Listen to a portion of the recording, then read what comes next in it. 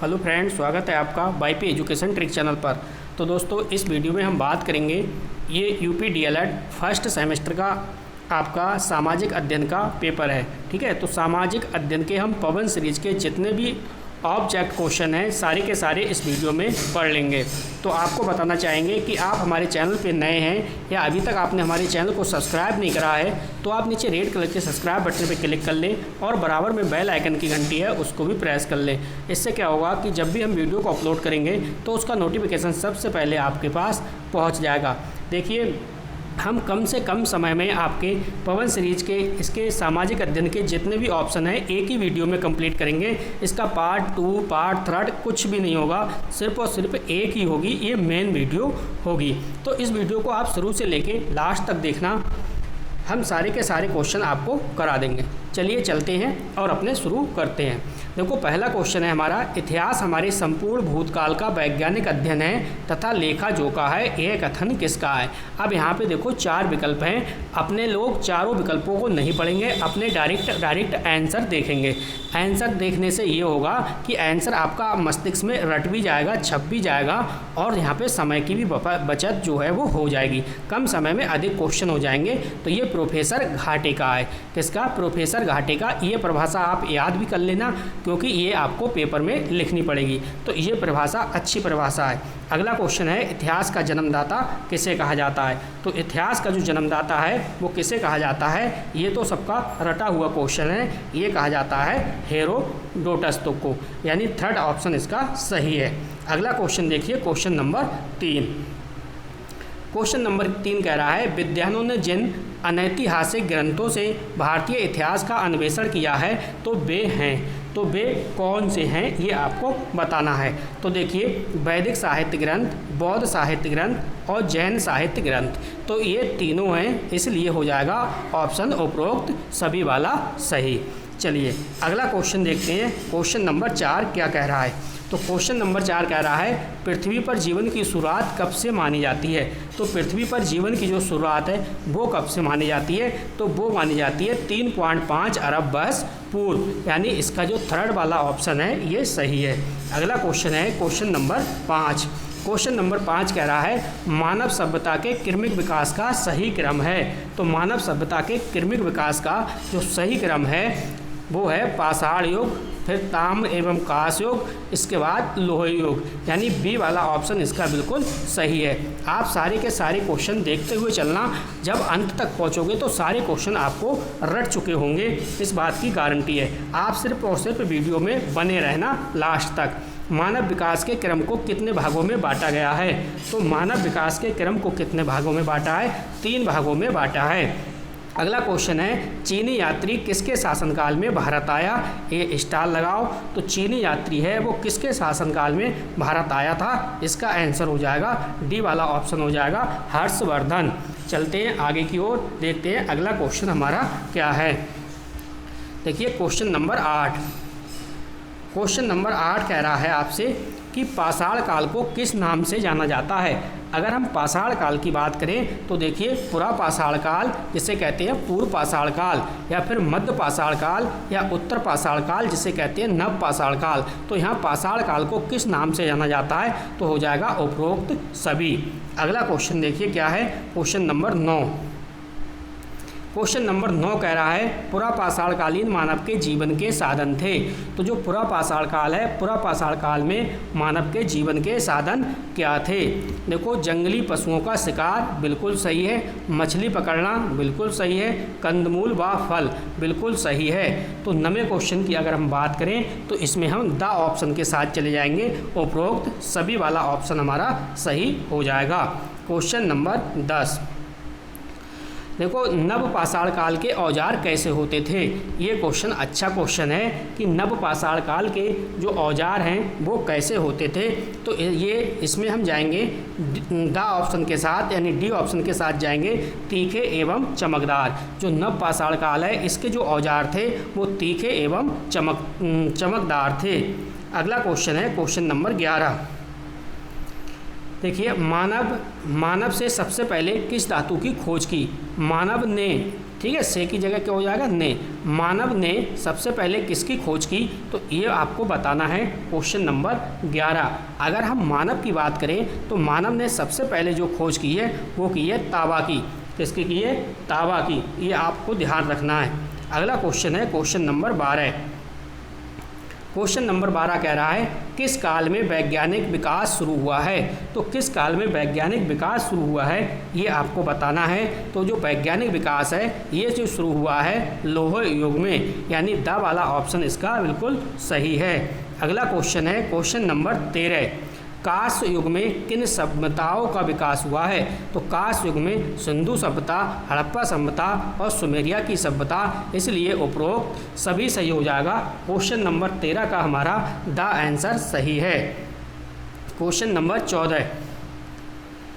14 देखिए, प्राचीन मानव सभ्यताओं का विकास नदियों के किनारे के तट पर होने के कारण थे। पहला ऑप्शन है भूमि नम एवं उपजाऊ थी, बिल्कुल सही है। मानव जीवन के लिए जल की प्राप्ति, आगे होगा जल की प्राप्ति, बिल्कुल सही है। नदी जल प्रपात, नदी जल यातायात का मुख्य साधन है, बिल्कुल सही है। तो उपरोक्त सभी के साथ हम यहाँ पे चले जाएंगे, ठीक है। तो ये आपको ध्यान रखना है। अगला क्वेश्चन देखिए क्वेश्चन नंबर 15।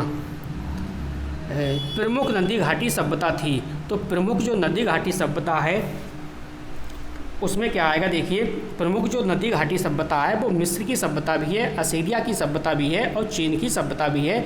इसलिए हमारा ऑप्शन हो जाएगा उपरोक्त सभी, यानी डी वाला ऑप्शन बिल्कुल सही हो जाएगा।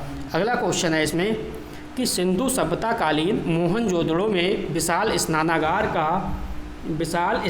का आकार था। तो विशाल स्नानागार का जो आकार था वो था 39 फीट चौड़ा और 8 फीट गहरा। कितना था, 39 फीट चौड़ा और 8 फीट गहरा था। Question number 17। तो क्वेश्चन नंबर 17 समझिए आप। क्वेश्चन नंबर 17 कह रहा है मोहनजोदड़ो में अन्नागार का आकार। अब देखो मोहनजोदड़ो में अन्नागार का आकार जो है 28 मीटर लंबा 7 मीटर चौड़ा, बिल्कुल गलत है। 18 मीटर लंबा 7 मीटर चौड़ा, बिल्कुल गलत है। 8 मीटर लंबा 4 मीटर चौड़ा, बिल्कुल गलत है। इसलिए इसमें से कोई नहीं, यानी द वाला इसका ऑप्शन आपका बिल्कुल सही हो जाएगा। Question number 18। वीडियो में आप बने रहिए, सारे के सारे क्वेश्चन रटवा दूंगा मैं, इस बात की आप चिंता ना करें। बस आप वीडियो को शुरू से लेकर लास्ट तक देखें। सिंधु सभ्यता के निवासियों के आमोद प्रमोद के साधन थे। तो सिंधु सभ्यता की बात कर रहा है। सिंधु सभ्यता के आमोद प्रमोद के जो साधन थे वो जुआ एवं शिकार, नाचना एवं गाना और मुर्गों की लड़ाई। ये तीनों ही सही हैं, जुआ एवं शिकार, नाचना एवं गाना और मुर्गों की लड़ाई। इसलिए हमारा जो ऑप्शन है वो उपरोक्त सभी सही हो जाएगा। अगला क्वेश्चन देखिए क्वेश्चन नंबर 19। नील नदी का वरदान कहते हैं। तो इस क्वेश्चन पे आप स्टार लगाओ। नील नदी का वरदान किसे कहते हैं, तो ये कहते हैं मिस्र को। किसे कहते हैं, मिस्र को कहते हैं नील नदी का वरदान। अगला जो क्वेश्चन है वो है मिस्र में फारो के मकबरे को क्या कहते हैं। तो मिस्र में फारो के मकबरे को क्या कहते हैं, ये कहते हैं पिरामिड। क्या कहते हैं, पिरामिड कहते हैं मिस्र में फारो के मकबरे को। अगला क्वेश्चन देखिए, अगला क्वेश्चन है 21वां। अगला क्वेश्चन 21 नंबर देखिए क्या कह रहा है। धार्मिक विश्वासों के आधार पर सिंधु निवासी मृतकों का अंतिम संस्कार करते थे। जो धार्मिक विश्वासों के आधार पर सिंधु निवासी मृतकों का जो अंतिम संस्कार करते थे तो वो कहाँ करते थे या कैसे करते थे, ठीक है। तो मृतकों को ज़मीन में गाड़कर, यानी पूर्ण समाधि, बिल्कुल सही है। मृतकों को पशु पक्षियों के आहार हेतु खुले में छोड़कर, आंशिक समाधि, या फिर सबको जलाकर, दहाय कर्म। तो हमारा ऑप्शन है द वाला बिल्कुल सही हो जाएगा। 21 का द ऑप्शन सही है। 22वां क्वेश्चन है मेसोपोटामिया की सभ्यता किसका मिश्रित रूप है। तो जो मेसोपोटामिया की जो सभ्यता है ये आपकी सुमेरिया, बेबीलोन और असीरिया, क्या है, सुमेरिया, बेबीलोन और असीरिया की सभ्यता है। इन तीनों से मिलकर ही मेसोपोटामिया की सभ्यता है, ये मिश्रित रूप है तीनों का। अगला क्वेश्चन देखिए। अगला क्वेश्चन कह रहा है हम्बुराबी की विधि संहिता में धाराएं हैं। तो हम्बुराबी की विधि संहिता में धाराएं थीं, ये कह रहा है। तो इसका करेक्ट आंसर क्या होगा। तो इसमें जो धाराएं थी वो 285 थी। कितनी? 285।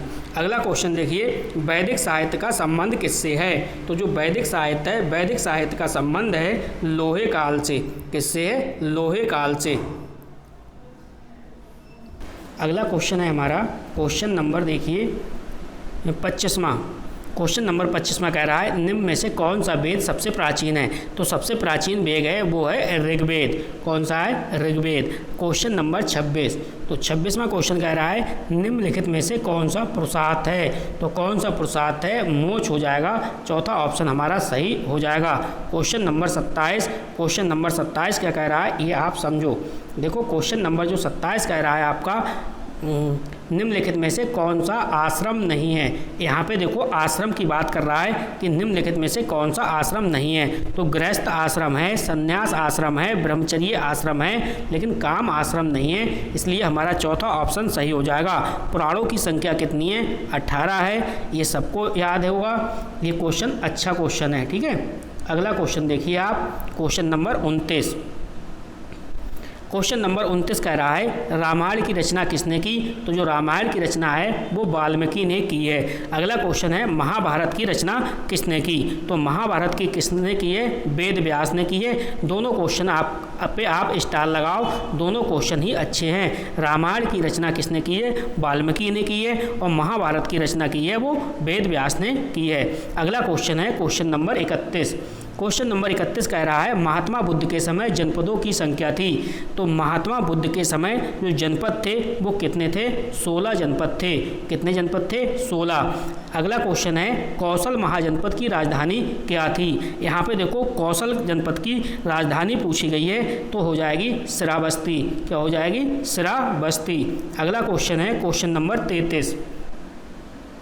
क्वेश्चन नंबर 33 कह रहा है बौद्ध एवं जैन साहित्य में कितने गणराज्यों का उल्लेख मिलता है? बौद्ध एवं जैन साहित्य में कितने गणराज्यों का उल्लेख मिलता है? तो इसमें जाएंगे हम बी ऑप्शन के साथ 10। कितने गणराज्यों का? 10 का। सिकंदर ने भारत पर पहला आक्रमण कब करा? तो सिकंदर ने जो पहला आक्रमण किया है वो 326 ईसा पूर्व किया है। कब? 326 ईसा पूर्व। Question number 35। क्वेश्चन नंबर 35 देखिए। क्वेश्चन नंबर 35 कह रहा है कि सिकंदर की मृत्यु कब हुई? तो सिकंदर की मृत्यु हुई है 325 ईसा पूर्व।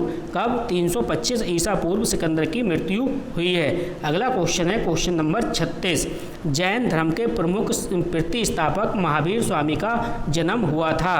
तो महावीर स्वामी का जन्म हुआ था ये आपको बताना है। तो ये 599 ईसा पूर्व हुआ था।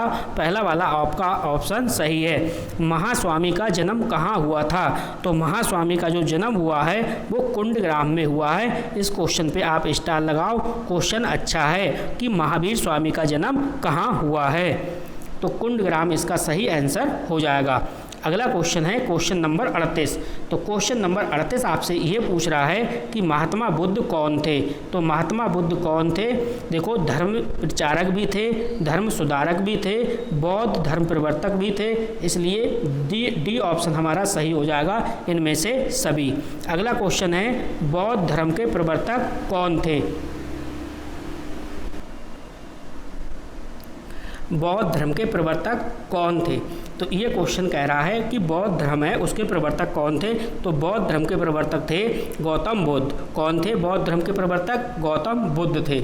अगला क्वेश्चन है, अगला क्वेश्चन 40 नंबर क्वेश्चन है बौद्ध धर्म के अनुसार आर्य सत्यों की संख्या है। तो बौद्ध धर्म के अनुसार जो आर्य सत्य हैं वो आपके 4 हैं। कितने हैं? 4 हैं। अगला क्वेश्चन देखिए क्वेश्चन नंबर 41। क्वेश्चन नंबर 41 कह रहा है सूर्य का प्रकाश कितने समय में पृथ्वी तक पहुंचता है? तो जो सूर्य का प्रकाश है वो 8 मिनट में पृथ्वी तक पहुंचता है। कितने मिनट में? 8 मिनट में। ठीक है, 41 का बी ऑप्शन बिल्कुल सही है। नेक्स्ट है सौर मंडल में कुल कितने ग्रहों की संख्या है? तो सौर मंडल में ग्रह कितने हैं? 8 ग्रह हैं। पहला वाला ऑप्शन बिल्कुल सही है। अगला क्वेश्चन है क्वेश्चन नंबर 43 कि पृथ्वी पर जुड़वा ग्रह किस ग्रह को कहा जाता है? तो पृथ्वी पर जुड़वा ग्रह किस ग्रह को कहा जाता है? तो शुक्र को कहा जाता है। पृथ्वी पर जुड़वा ग्रह किस ग्रह को कहा जाता है? शुक्र को कहा जाता है। अगला क्वेश्चन है क्वेश्चन नंबर 44। क्वेश्चन नंबर 44 कह रहा है किन ग्रहों की कक्षाओं के बीच क्षुद्र ग्रह पाए जाते हैं। तो किन ग्रहों की कक्षाओं के बीच क्षुद्र ग्रह पाए जाते हैं। Question number 44। अगर हम 44 की बात करें तो मंगल और बृहस्पति इसका करेक्ट आंसर हो जाएगा क्वेश्चन नंबर द। सूर्य के निकट सबसे निकट ग्रह, देखो सूर्य के सबसे निकट ग्रह पूछ रहा है, तो सूर्य के सबसे निकट जो ग्रह होता है वो बुध हो जाएगा। चौथा ऑप्शन बिल्कुल सही हो जाएगा क्वेश्चन नंबर 46। हम देखो कम से कम समय में आपको ज़्यादा से ज़्यादा क्वेश्चन कराने की तैयारी में हैं कि आपके कम से कम समय में ज़्यादा क्वेश्चन आप पे आपकी नज़र पड़ जाए, जिससे कि आपका समय की क्या हो जाए, बचत हो जाए। ठीक है, सूर्य के सबसे दूर का ग्रह पूछ रहा है क्वेश्चन नंबर 46। तो सूर्य का जो सबसे दूर का ग्रह है वो वरुण है। अगला क्वेश्चन है पृथ्वी की मतलब सूर्य की पृथ्वी से दूरी कितनी है। तो सूर्य की पृथ्वी से दूरी कितनी है, ये लगभग में की बात हो रही है, तो लगभग 15 करोड़ किलोमीटर है। कितनी है, लगभग 15 करोड़ किलोमीटर। सूर्य की पृथ्वी से दूरी है लगभग 15 करोड़ किलोमीटर, और सूर्य के सबसे दूर ग्रह वरुण है।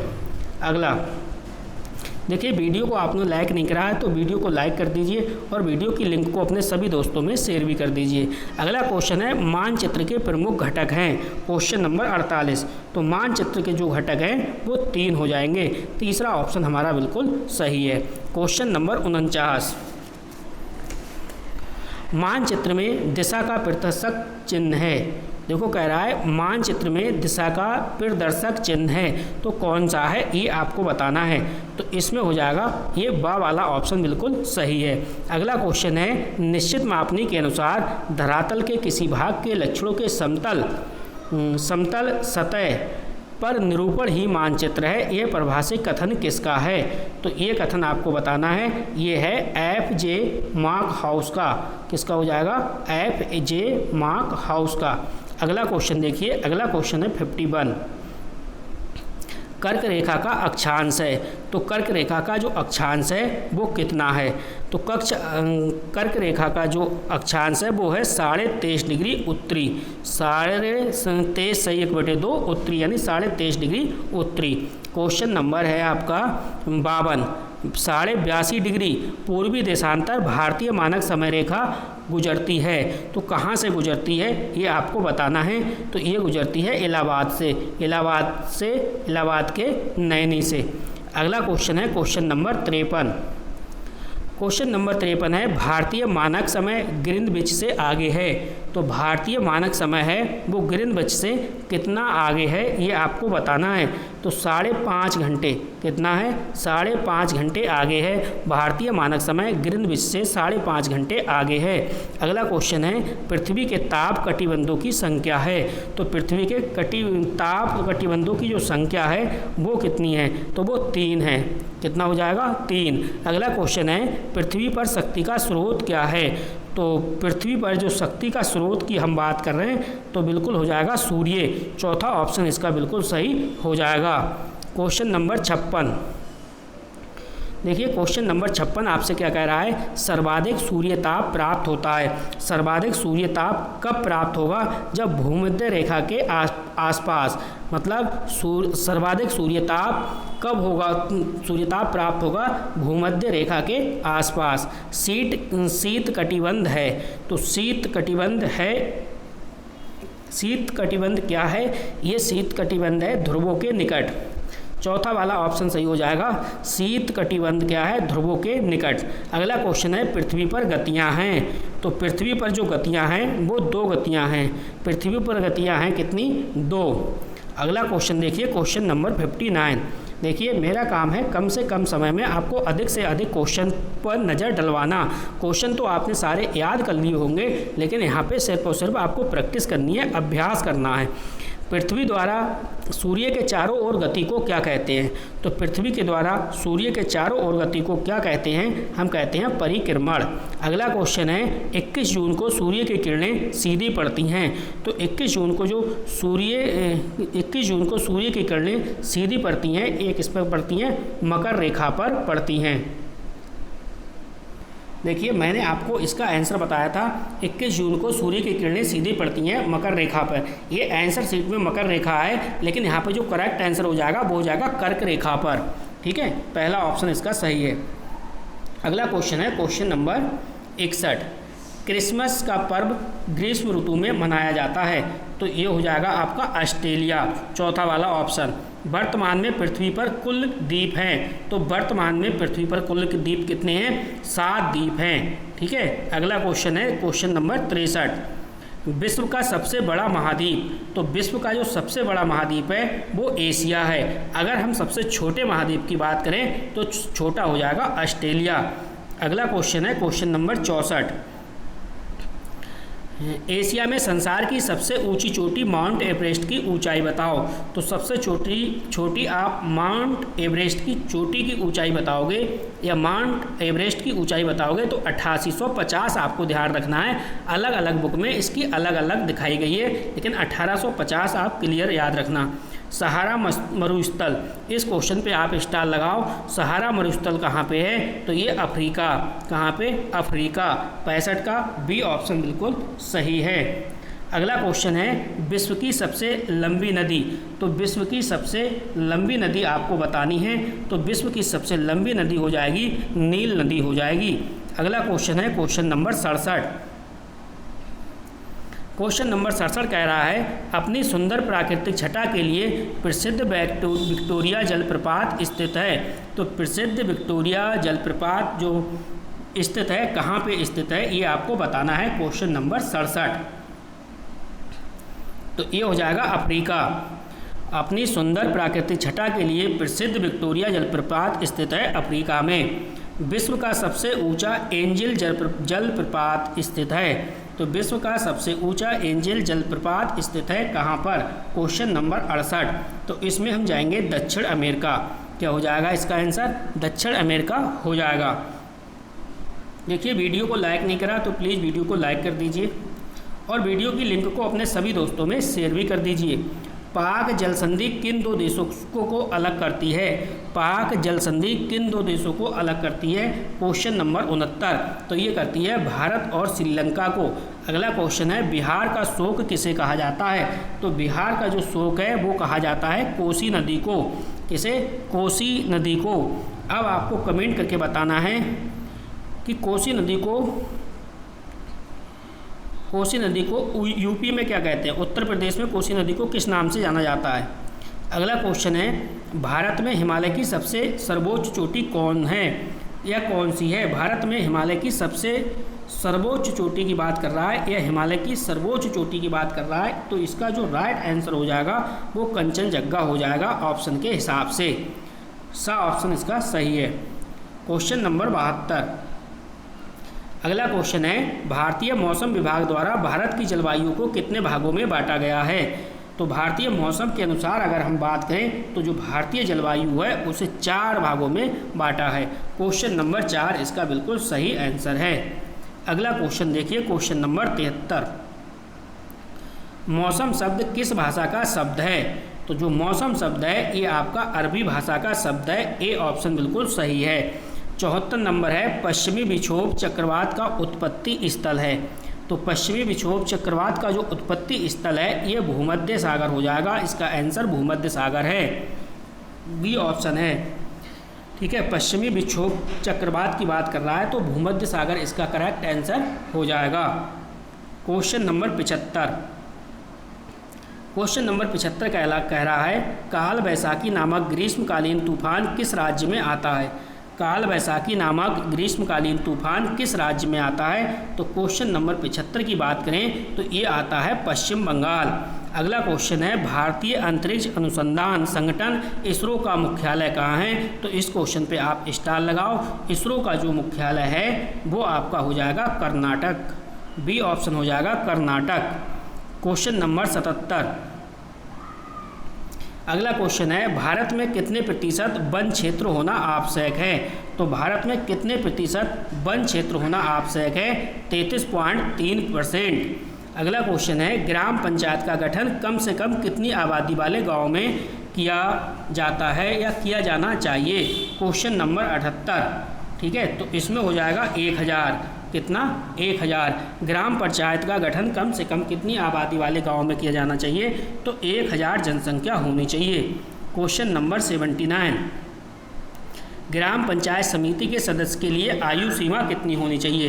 तो ग्राम पंचायत समिति के सदस्य के लिए जो आयु सीमा है वो कितनी होनी चाहिए? तो वो होनी चाहिए 21, यानी बा वाला हमारा ऑप्शन है बिल्कुल सही हो जाएगा। अगला क्वेश्चन है क्वेश्चन नंबर 80।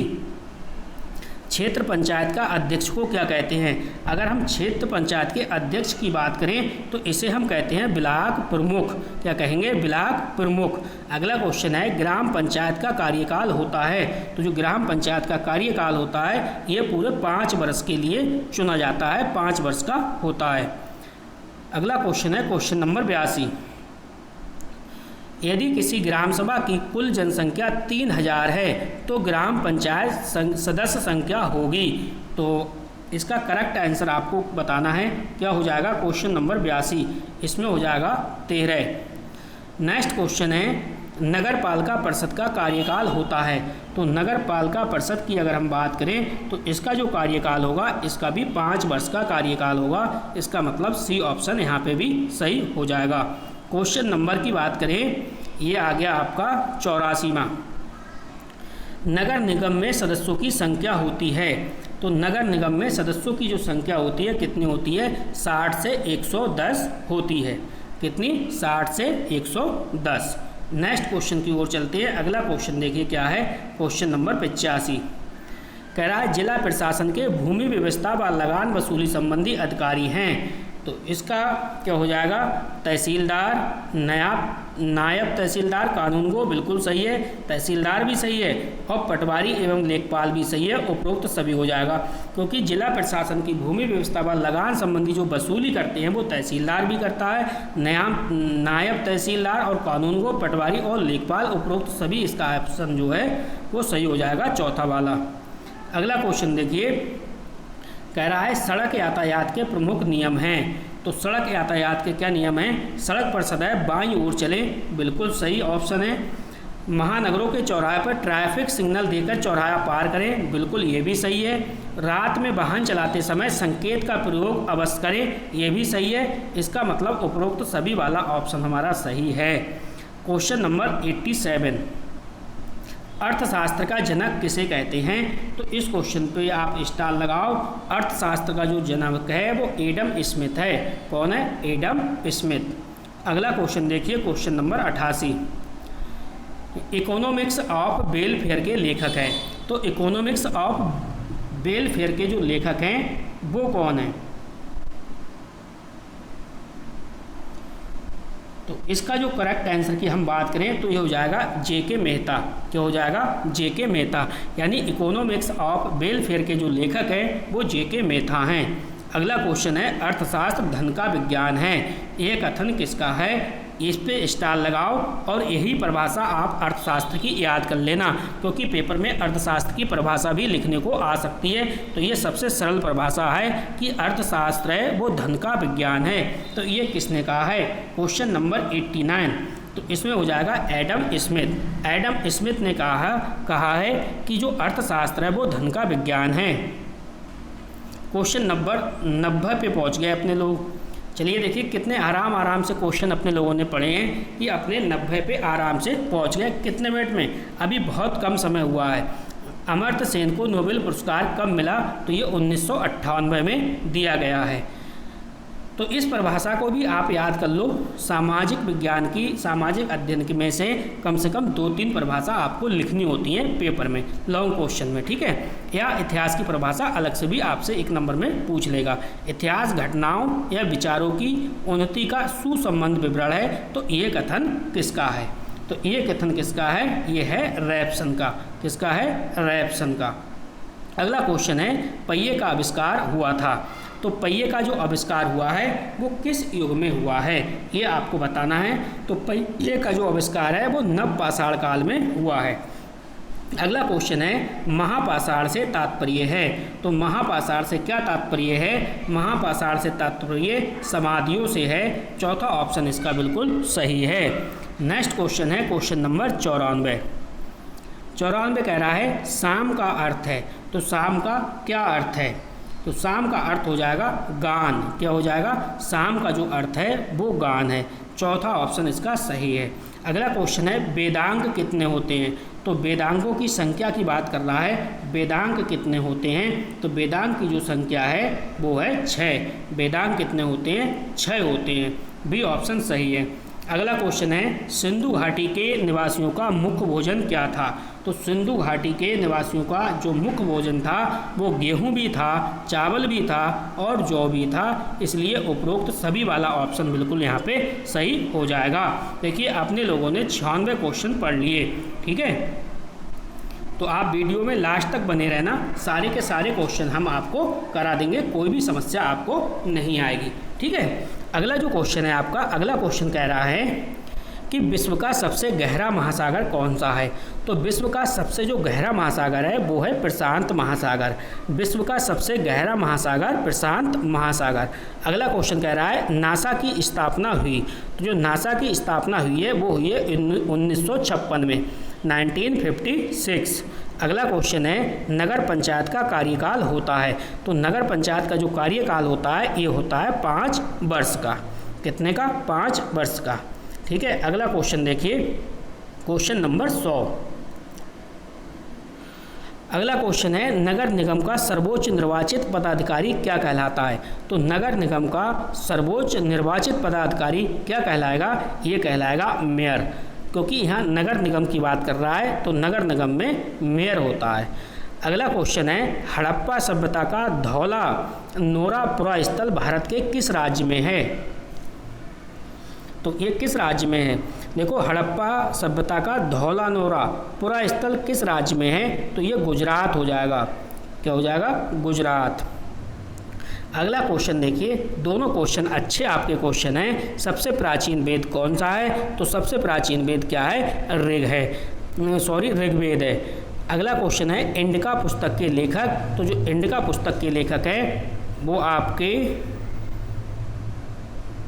इंडिका, ठीक है, 103। तो इंडिका पुस्तक के जो लेखक है वो मैगस्थनीज है। बी वाला ऑप्शन बिल्कुल सही हो जाएगा।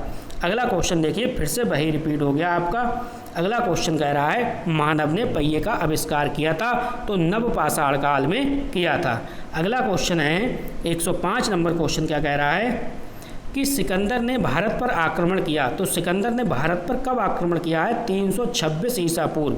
अगला क्वेश्चन है पंचायती राज व्यवस्था कितने स्तरों पर होती है। तो 2 स्तर पर बताई गई है, 106 का। दूसरा क्वेश्चन इसका सही है, पंचायती राज व्यवस्था कितने स्तरों पर होती है। तो आप देख लेना, यहाँ पे 3 स्तर दिखा रहे हैं, 3 स्तर। बी वाला ऑप्शन यहाँ पे सही है। Question number 107, great barrier reef किस महाद्वीप में स्थित है। इस क्वेश्चन पे आप स्टार लगाओ, ये क्वेश्चन आपका अच्छा है। Question number 107। तो ग्रेट बैरियर रीफ जो है वो आपका ऑस्ट्रेलिया में है। कहाँ पे, ऑस्ट्रेलिया महाद्वीप में है। क्वेश्चन नंबर देखिए अब आपका आ गया 108। चलिए 108 नंबर क्वेश्चन समझिए। कह रहा है वायुमंडल की किस स्तर में सर्वाधिक मौसमी घटनाएं होती हैं। अगर हम मौसमी घटनाएं की बात करें तो क्षोभ मंडल में होती हैं। किस में होती हैं, क्षोभ मंडल में। क्वेश्चन नंबर 109 है पृथ्वी के सूर्य के चारों ओर की गति है। तो पृथ्वी के सूर्य के चारों ओर की जो गति है वो क्या है, परिक्रमण है या परिभ्रमण है, वो आपको बताना है कमेंट करके। इसका मैं आंसर आपको नहीं बता रहा। नेक्स्ट क्वेश्चन है क्वेश्चन नंबर 110। क्वेश्चन नंबर 110 कह रहा है महाजनपदों की संख्या है। तो कितने महाजनपद हैं, ये भी हम क्वेश्चन आपको करा चुके हैं। तो कितने महाजनपद हैं ये आपको बताना है। Question number 110। तो कितने हैं, 16। ठीक है। गायत्री मंत्र किस वेद से लिया गया है। तो गायत्री मंत्र किस वेद से लिया गया है, ये लिया गया है ऋग्वेद से। पहला ऑप्शन सही हो जाएगा। Question number 112। क्वेश्चन नंबर 112 है पृथ्वी का जुड़वा ग्रह किसे कहते हैं। तो जो पृथ्वी का जुड़वा ग्रह है वो किसे कहते हैं, हम शुक्र को कहते हैं पृथ्वी का जुड़वा ग्रह। अगला क्वेश्चन है कौन सा साहित्य धर्मेत्तर साहित्य है। कौन सा साहित्य धर्मेत्तर साहित्य है। तो ये राजतरंगिणी, क्या हो जाएगा, राजतरंगिणी, जो कि कल्हड़ की है, ये सही हो जाएगा। अगला क्वेश्चन है 114 नंबर। तो 114 नंबर कह रहा है ग्राम पंचायत के सदस्य चुने जाते हैं। तो ग्राम पंचायत के जो सदस्य होते हैं वो 5 साल के लिए चुने जाते हैं। नेक्स्ट क्वेश्चन है इस सीरीज़ का, देखिए लास्ट क्वेश्चन है, इसके बाद अपने लोग पेपरों को सॉल्व करेंगे। महात्मा बुद्ध को महापरिनिर्वाण किस स्थान पर प्राप्त हुआ था? 115 नंबर क्वेश्चन पे आप स्टार लगाओ। तो ये हुआ, ये जो है कुशीनगर हो जाएगा, सा ऑप्शन इसका बिल्कुल सही हो जाएगा। यहाँ पे देखिए जो आपकी ये सीरीज़ थी इसके सारे के सारे क्वेश्चन 115 क्वेश्चन मात्र हमने 35 मिनट में पढ़ लिए। कितने मिनट में? 35 मिनट में। अब समझो आपका कितना कम समय हमने लिया है पवन सीरीज को ख़त्म करने में। यही वीडियो अगर आप अदर चैनल से देखते तो बहुत समय आपका बर्बाद हो चुका होता। अब देखो यहाँ से अपने 2017 का पेपर सॉल्व करेंगे। अब देखते हैं 2017 के प्रश्न पत्र में कौन से क्वेश्चन पूछे गए हैं। सारे के सारे आपको देखो याद निकलेंगे। संसार का पहला पालतू पशु है तो वो कौन सा है? कुत्ता हो जाएगा इसका करेक्ट आंसर। पहिए का आविष्कार हुआ है नवपाषाण काल में हुआ है, तो ये भी आपको याद हो गया। अगला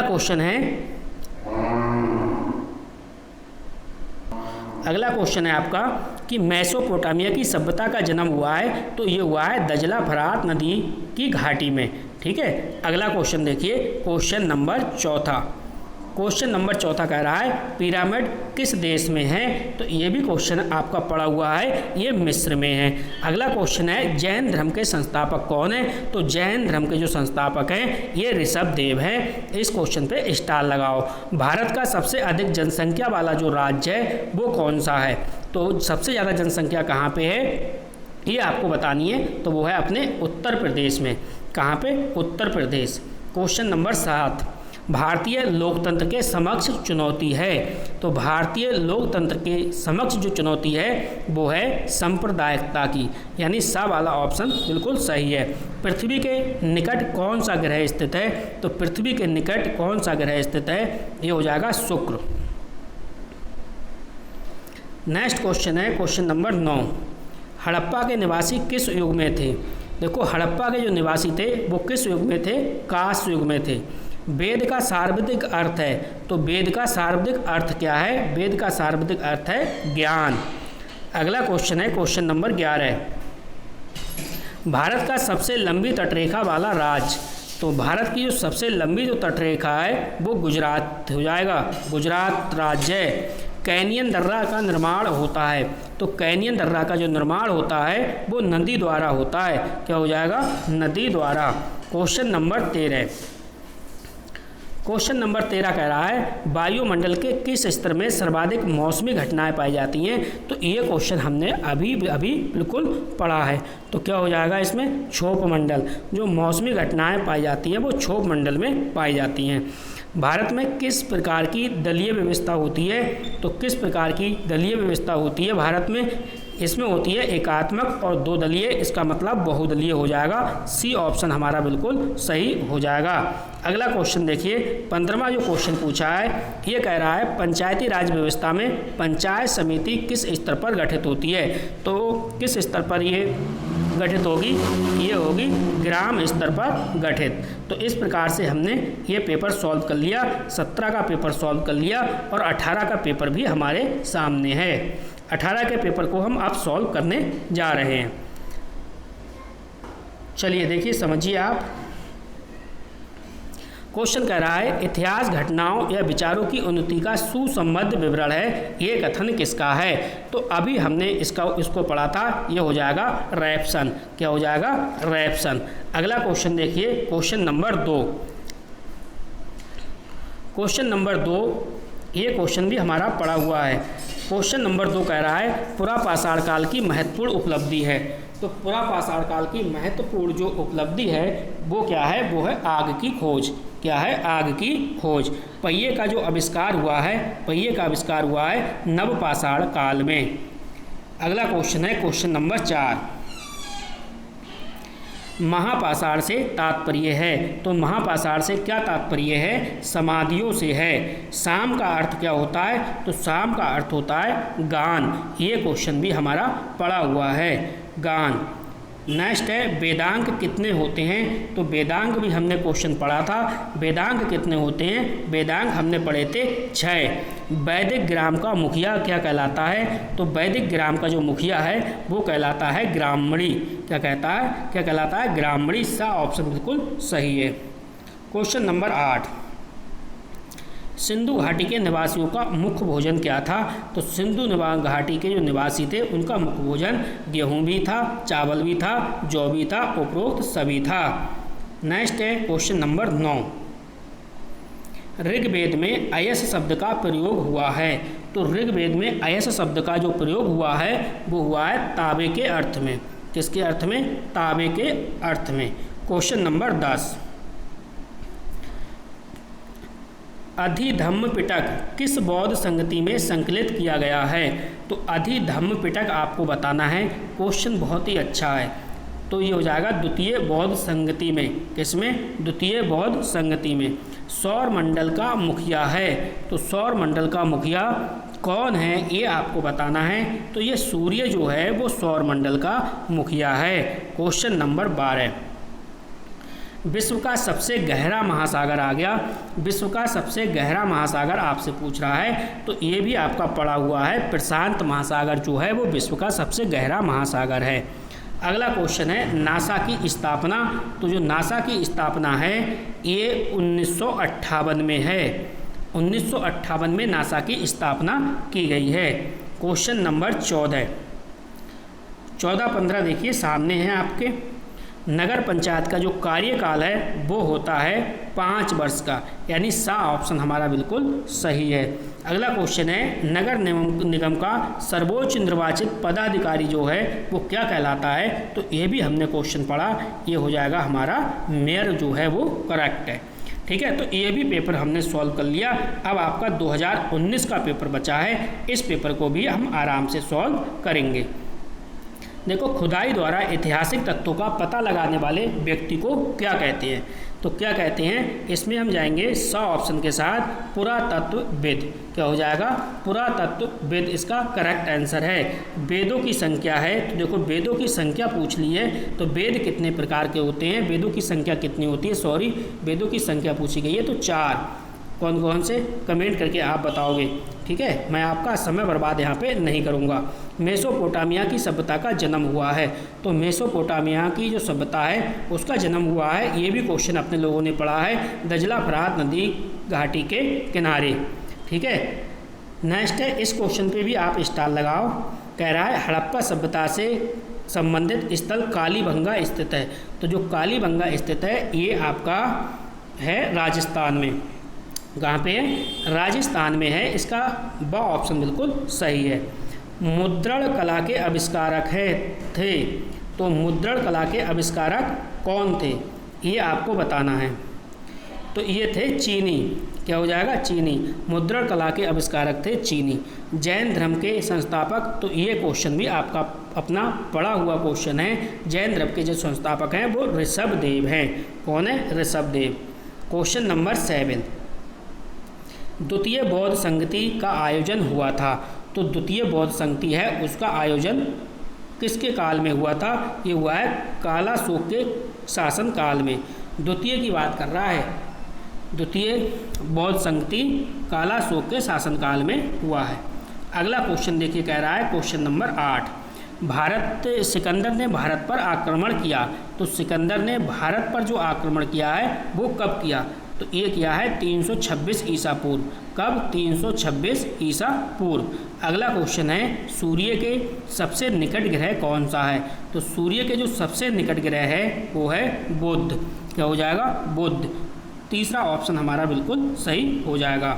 अगला क्वेश्चन देखिए, क्वेश्चन नंबर 10। क्वेश्चन नंबर 10 कह रहा है निम्नलिखित में से कौन सा सही नहीं है। यहाँ पे 3 ऑप्शन सही हैं और 1 गलत है, तो गलत वाला ही आपने लोगों को पहचानना है। तो कह रहा है दिशा, दूरी व प्रतीक का मानचित्र के घटक हैं, ये बिल्कुल सही है। अगला कह रहा है मानचित्र का नीचे का सिरा उत्तर दिशा में है, तो भैया मानचित्र का नीचे का सिरा जो होता है वो उत्तर दिशा में नहीं होता है बल्कि दक्षिण दिशा में होता है। नेक्स्ट है दिक्सूचक यंत्र की चुंबकीय सुई सदैव उत्तर दक्षिण दिशा में, ये भी सही है। नेक्स्ट है सड़कें, रेल, कस्बों आदि के सही स्वरूप को मानचित्र द्वारा दर्शाया जाएगा, तो ये भी सही है। हमारा जो गलत है वो नेगेटिव वाला है, वो बी ऑप्शन हमारा यहाँ पे सही हो जाएगा। क्वेश्चन नंबर 11, क्वेश्चन नंबर 11 कह रहा है अंतर्राष्ट्रीय तिथि रेखा है। तो अंतर्राष्ट्रीय तिथि रेखा है, इसका जो करेक्ट आंसर है वो हो जाएगा 180 डिग्री देशांतर रेखा। 180 डिग्री देशांतर रेखा को अंतर्राष्ट्रीय तिथि रेखा कहते हैं। नेक्स्ट क्वेश्चन है क्वेश्चन नंबर 12, कह रहा है नीला ग्रह ब्लू प्लेनेट है। तो नीला ग्रह कहते हैं, नीला ग्रह हम किसको कहते हैं? तो ये तो बच्चे को पता होगा नीला ग्रह किसे कहते हैं। नीला ग्रह जो है पृथ्वी को कहते हैं, जहाँ पर अपने लोग निवास करते हैं या रहते हैं। अगला क्वेश्चन है आर्यभट्ट थे। तो आर्यभट्ट थे वो क्या थे? तो सबको पता है इसका आंसर, आर्यभट्ट थे वो खगोल शास्त्री थे। कौन थे? खगोल शास्त्री थे। अब देखो अगला क्वेश्चन है आधुनिक अर्थशास्त्र के जनक कौन हैं? अब आधुनिक अर्थशास्त्र के जो जनक की बात हो रही है, इसके जनक हो जाएंगे एडम स्मिथ। कौन हो जाएंगे? एडम स्मिथ, यानी पहला ऑप्शन इसका सही है। अब देखो इस वीडियो का हमारा लास्ट क्वेश्चन है, 3 साल के तक के हमने पेपर को सॉल्व कर लिया। अब आप 2022 और 2023 का अगर अभी आप पेपर सॉल्व करना चाहते हैं तो इस वीडियो के डिस्क्रिप्शन में हम सभी सब्जेक्ट के आपके 2022 और 2023 के पेपरों की लिंक प्रोवाइड करा देंगे, वहाँ से आप सारे के सारे पेपर देख लेना, ठीक है। तो देखो ये जो लास्ट क्वेश्चन क्या कह रहा था, नगर निगम के सदस्यों का जो कार्यकाल है ये होता है 5 वर्ष का। कितने का? 5 वर्ष का। देखो हमने आपका ज़्यादा समय नहीं लिया, हमने सिर्फ और सिर्फ 46 मिनट के अंदर अंदर पूरी पवन सीरीज के क्वेश्चंस और 3 साल के पेपर हमने सॉल्व करा दिए 46 मिनट में, सिर्फ और सिर्फ 46 मिनट में, ठीक है। तो आपको कमेंट करके बताना है वीडियो आपको कैसी लगी, और जो नेक्स्ट वीडियो है वो आपकी ऑल इन वन की जो गाइड है उसके सारे के सारे विकल्प जो आपके सामाजिक अध्ययन के हैं वो भी मैं करा दूंगा, और उस वीडियो की लिंक भी आपको इसी वीडियो के डिस्क्रिप्शन में मिल जाएगी। तो वीडियो देखने के लिए आपका बहुत बहुत धन्यवाद। मिलते हैं नेक्स्ट वीडियो में।